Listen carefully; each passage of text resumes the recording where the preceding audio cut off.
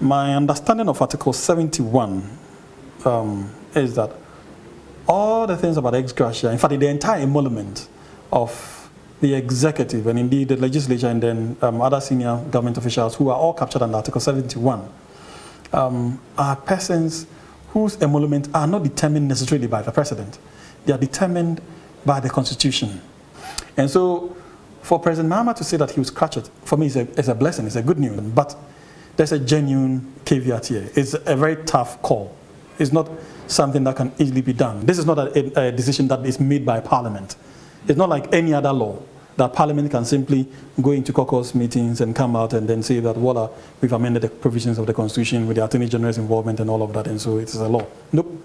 For all of us who have hopes in this happening, we should be measured in our hopes. Not that the man may not do it, but because it is tough, because it is captured under the entrenched provisions of the Constitution, which makes it very difficult to be removed. It means that you have to go through the amendment of the entire Constitution. Council, granted that it is something difficult to do, and what will it take for the former President Mahama to do that if Ghanaians elect him in 2024? The amendment procedures are elaborately spelled out within the Constitution, and one would have to go through all those processes. It needs a referendum because it's part of the entrenched provisions of the Constitution.